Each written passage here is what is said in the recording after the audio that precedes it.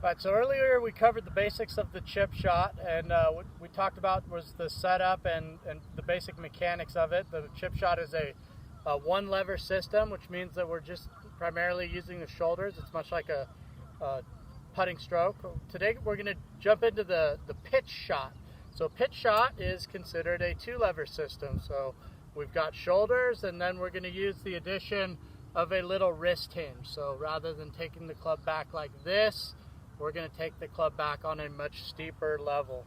So why do we use that shot rather than the chip shot? A couple of big reasons are you have a poor lie is the number one reason. So as soon as you get up and you see anything other than this, where the ball's on the fairway sitting up nice, or if you're in the rough and the ball's sitting really high up in the rough, you could still use the chip shot instead of the pitch shot.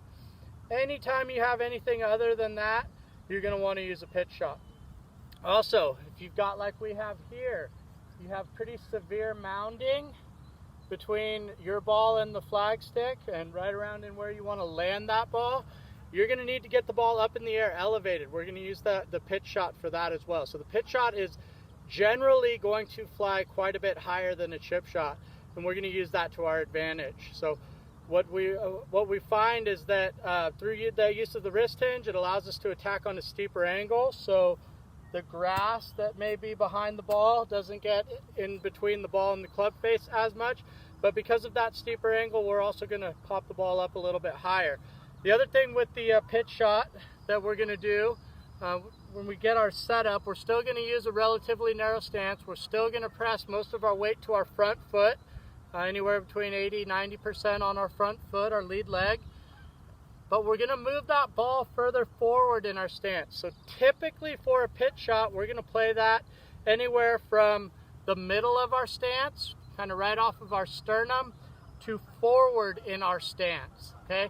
Now a big key to this when we're moving the ball position is that we're not moving our hand position. Our hand position should always be off the inside of our lead leg. Okay, so if I've got it in the middle of my stance, it's going to be here. If I've got it forward in my stance, it's going to be here. And as I play it further forward, I'm going to get a little bit wider with my stance. Okay? What this is going to allow us to do is it's going to allow us to put a little bit extra spin on it, along with that little bit higher trajectory. It's going to allow us to stop the ball a little bit quicker. Okay? So we get our setup. We're also going to stand a little bit further away from the ball. We're not as worried about getting the shaft elevated like we were in the chip shot, where we're taking a straight back, straight through stroke. We're going to get a little bit further away from it. Again, that's going to allow us to come in with that little bit steeper, more wristy action. But the key is when we come through, we're not breaking our wrist. We're not flipping at it. Go back to one of my previous videos where I talked about how you can tell if you're breaking your wrist down. You don't want to break your wrist down in this shot. There's a time and a place for that if you're trying to do it on purpose, but this is not that time. So we're going to pick our landing area. We are going to get set up with the ball kind of middle of our stance to slightly forward. We're going to start the club back with our shoulders. Then we're going to hinge the wrists up a little bit and come through holding on to this wrist angle.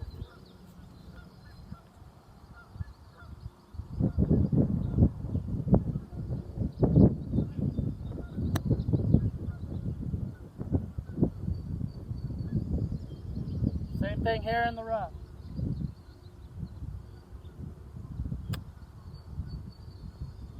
It's a much higher ball flight, and it should stop a little bit quicker than the regular chip shot. Try those setup tips at home.